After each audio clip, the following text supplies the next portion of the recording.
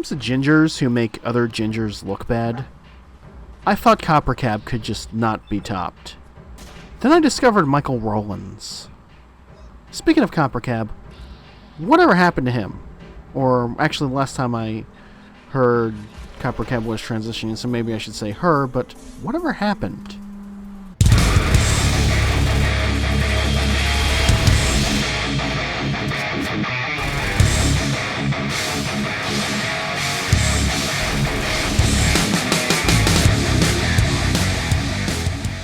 Hello, friends and haters alike. You have no friends.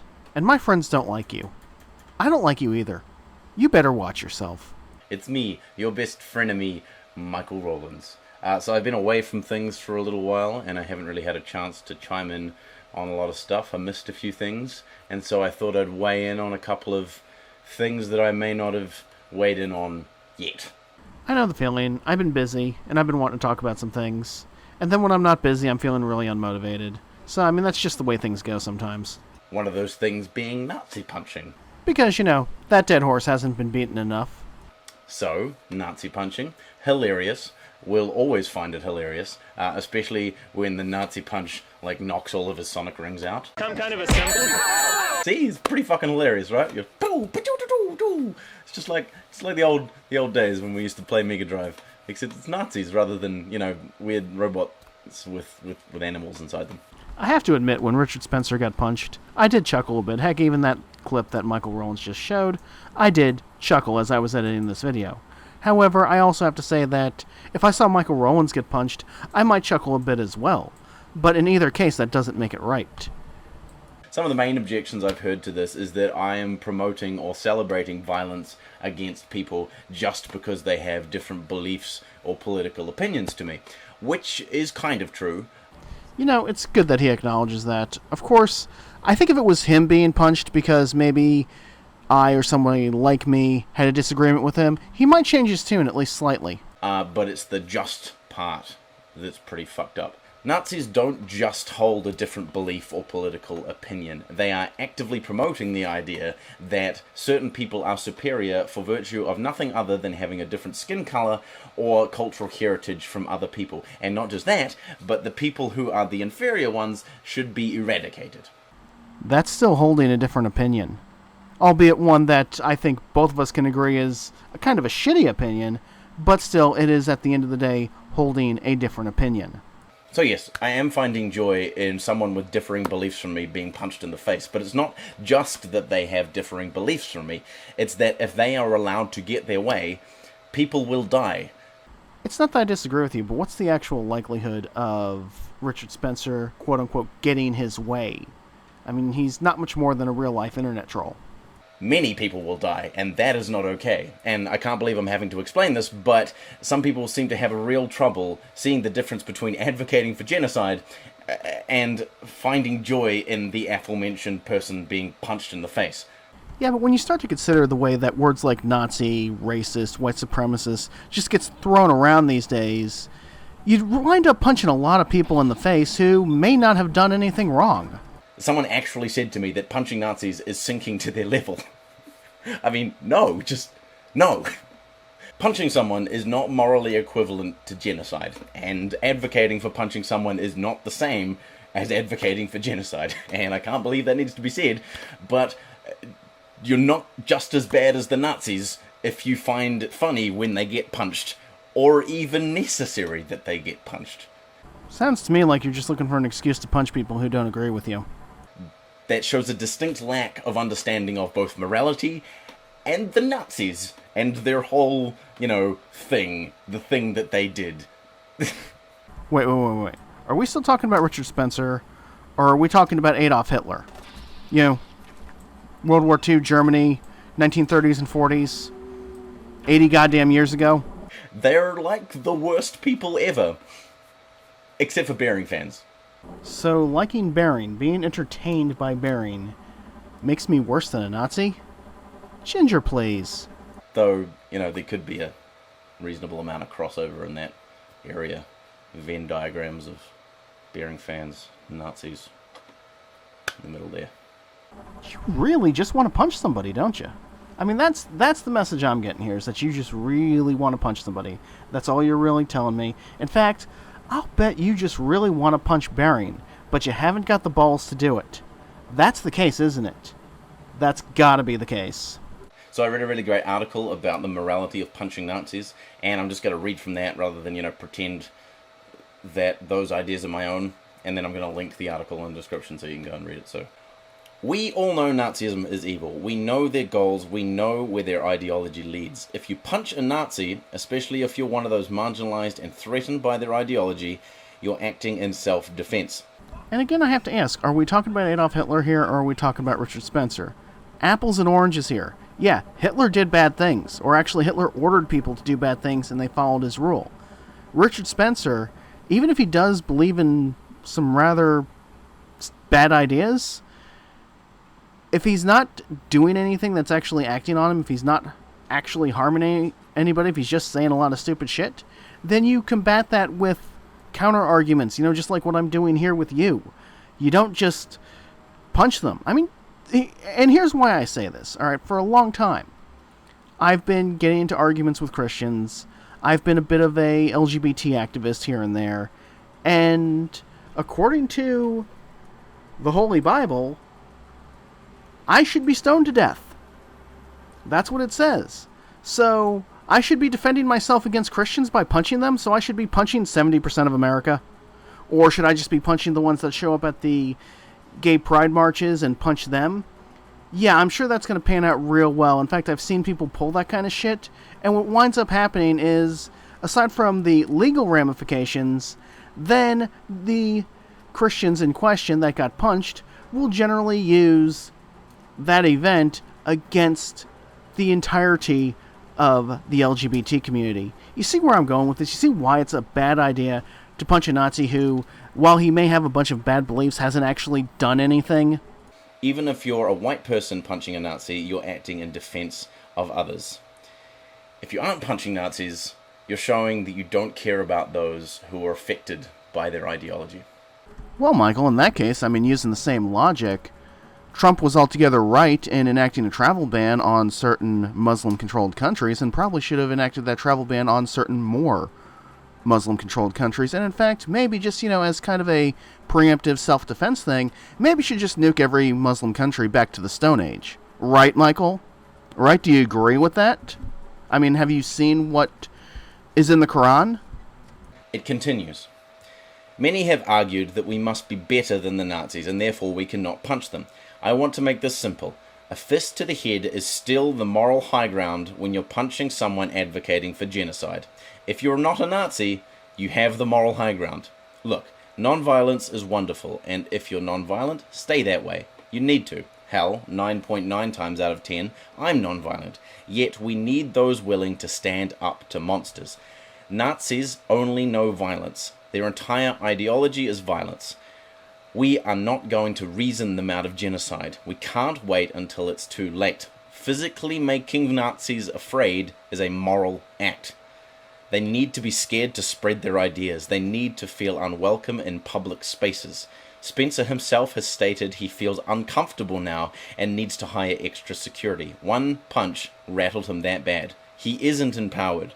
No one that thought Nazis were bad is now seeing their ideology as justified because an activist punched him. Do you know of a single person who said, "I thought genocide was terrible until someone punched Richard Spencer"? No, this is a straw man. So, before Richard Spencer got punched, nobody really thought genocide was a good idea. After Richard Spencer got punched, still, nobody really thinks genocide is a good idea, except for a handful of people who are going to think it's a good idea anyways, with or without Richard Spencer, right? So, what did punching him actually do? Other than, get us talking about him, and getting people like me half-assed defending him, even though I agree with him? No. I feel like I'm being forced to defend people I disagree with, very much disagree with, because of the idea that punching somebody for having bad ideas is in and of itself a bad idea. And that's what I do. I speak out against bad ideas. So there are a bunch of people who say that the left just calls anyone who disagrees with them a Nazi, and that has diluted the word so that it has lost all meaning, completely ignoring the fact that these same people probably call feminists feminazi all the fucking time. Richard Spencer is literally a Nazi. He thinks that white Europeans are the dominant race and that they should inhabit America, and all the inferior races should kind of just, go off somewhere else. Kind of reminds me of the feminists who say things like kill all men, or pretty much have this whole female supremacy idea, kind of like what Richard Spencer thinks about white Europeans. Probably to have a nice long shower and think about what they've done, which is to be born with more melanin in their skin than Richard Spencer. And there are a bunch of people acting all morally superior because they don't support violence, no matter who it's aimed at. Except for Anita Sarkeesian, that bitch deserves to die. But no one ever punched Anita Sarkeesian. I mean, she attended E3 at least once that I recall, and she was surrounded by plenty of gamers while she was there. I mean, if somebody really wanted to punch her, they could have, and they didn't. And they tweet about it, and they make videos condemning those who supported the Nazi punch. Yet they're oddly silent when it comes to actual Nazis and their actually abhorrent ideas, and having those ideas validated by the most powerful man in the world. Michael, World War II was a long, long time ago, and we all know how it ended. My grandfather, on my mom's side of the family, fought in World War II. He was in the U.S. Army. On the other hand, my distant cousins over in Germany were, well, on the other side. Where are all the videos condemning the actions of Nazis and their abhorrent ideas? Seems a little bit bullshit to me if you're going to call out people for advocating violence, but you're not going to call out those who advocate for genocide. So I'm supposed to make videos about something that was resolved before my mother was born? Seems a bit silly if you ask me. Or are you talking about maybe speaking out against modern neo-Nazis? Which I seem to recall Evalion getting a hell of a lot of shit for her support of neo-Nazis and also her praising of Adolf Hitler. And it seems suspiciously like the silence is coming from those people who, wouldn't really be affected if the Nazis got their way, i.e. white people. Somebody better inform some black guy that he's white. Or maybe he's just a token or a coon. Right, Michael? By the way, I still think you're trying to find an excuse to punch somebody, and then probably run off like a scared little bitch. But, pwning regressive SJWs is a lot more profitable than, attacking Nazis. It's current. And also, Nazis are lower hanging fruit than even you. Safer, too. I mean, I'm not calling them a bunch of cowards, but yeah, that's exactly what I'm doing. Alright, Matchstick, let's see if I've got this straight. So if I speak out against an ideology that was pretty much resolved 70 years ago, then I'm what, brave and courageous? If I speak out against a renewed version of that ideology that mostly, 99, actually probably more than that, but, mostly nobody agrees with that ideology, then again, I'm brave and courageous. On the other hand, if I speak out against certain regressive feminist and social justice warrior ideas, then all of a sudden, I'm cowardly, even though a lot of feminists and social justice warriors have this nasty habit of doxing people and trying to get them fired from their jobs. You need to loosen up that hat. I think it's cutting off some blood circulation to your brain. They're a bunch of cowards. There's also a surprising amount of silence from those outraged by the Nazi punch when it comes to a Milo Snuffleupagus supporter shooting a person. Literally shooting a guy is apparently not as important or outrageous as punching a Nazi. That Milo supporter was shooting somebody in self-defense. Not much really to talk about there. Because, tribalism. And these motherfuckers complain that feminists never call each other out. Okay, seriously, Tampon, how the hell is that tribalism? I mean, I can only speak for myself here, but I'm all for concealed carry. In fact, I encourage it. I'm all for the Second Amendment. I'm all for defending oneself. So at the end of the day, I look at that event and I see everything right. I mean, what was I supposed to call out? What about the recent doxing and harassment of a guy who peacefully protested Milo's appearance at a university in the States? This guy was doxed and threatened by Milo supporters just because he dared speak up against Milo spreading his bigoted, hateful lies. Why is there no outrage because of this? Well, that's all news to me. You got a citation there for me, Mikey boy? Oh yeah, because he's on the wrong side.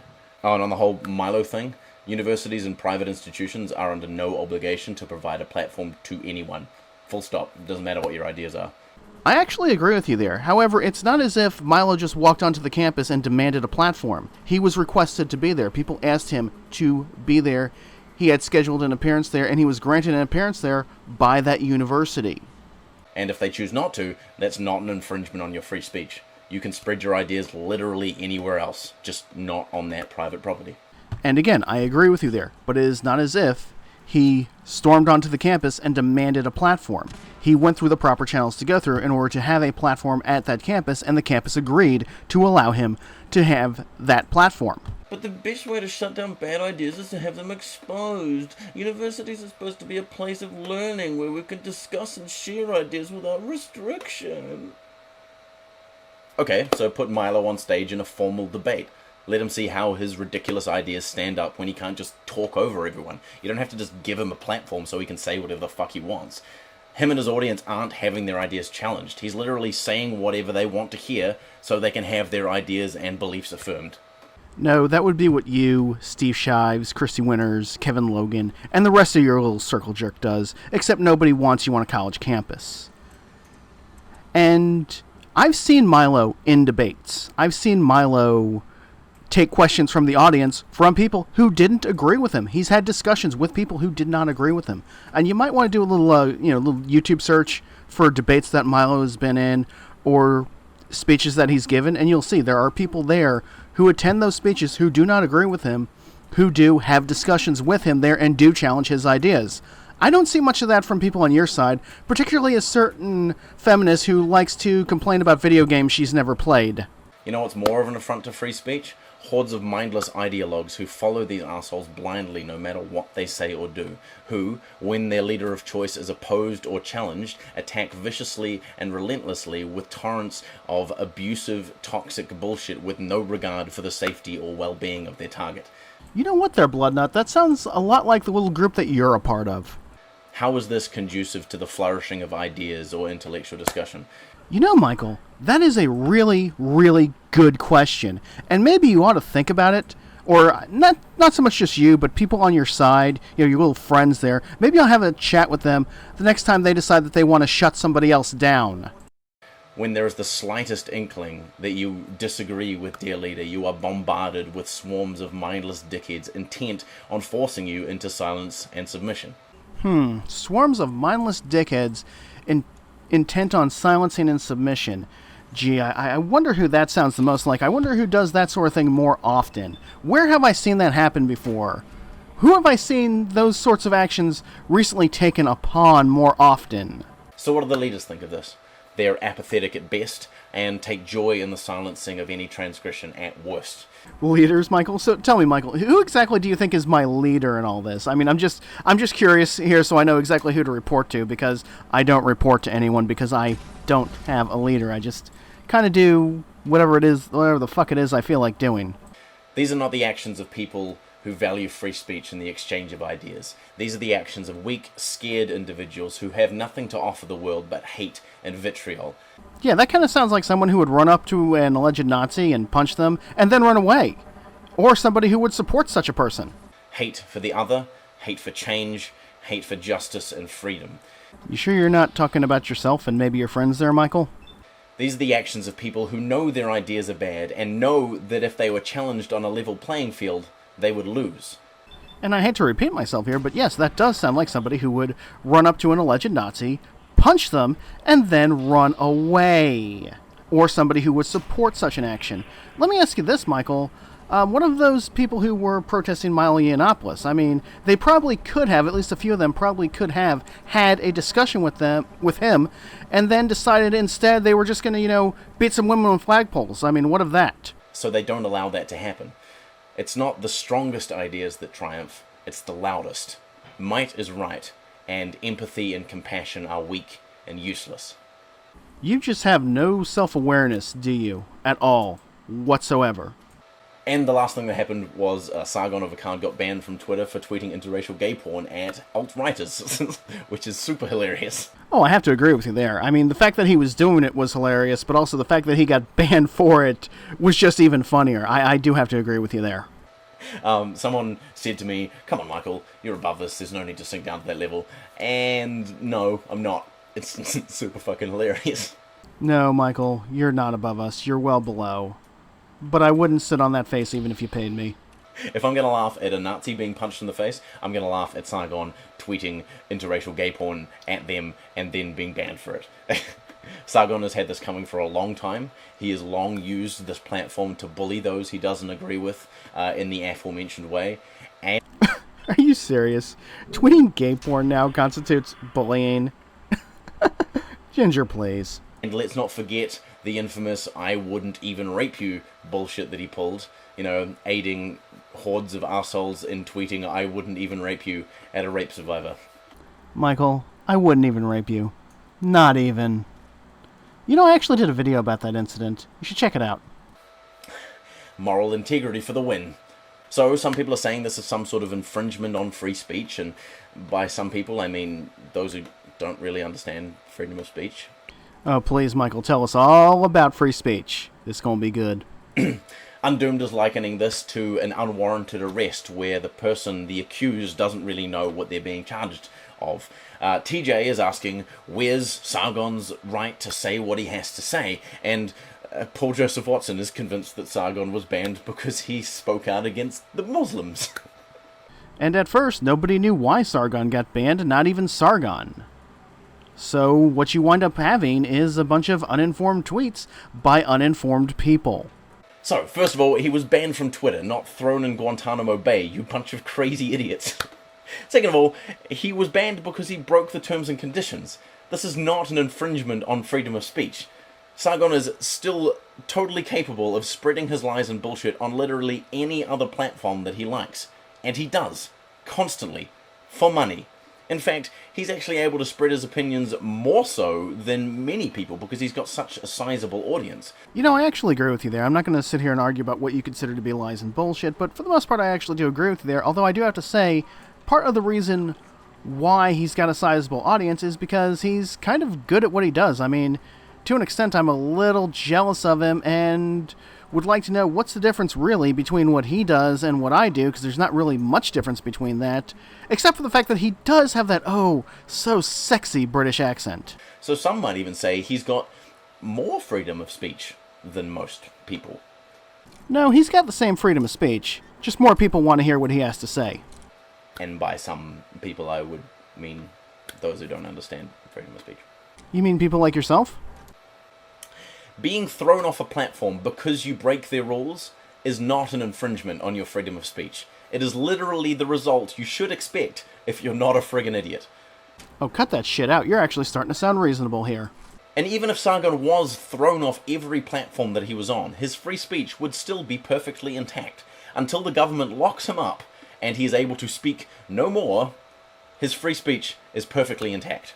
And once again, I do have to agree. However, there's a big difference between getting thrown off a platform for breaking the rules and getting thrown off a platform for maybe having ideas that just aren't exactly very popular or very nice.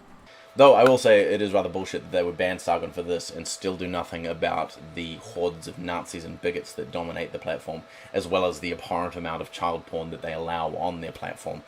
You know, Michael, I really have to say, if during this video you sounded this reasonable, like throughout the whole thing, like I would have nothing at all to respond to. I would have to find something else to do right now, like, I don't know, masturbate or something.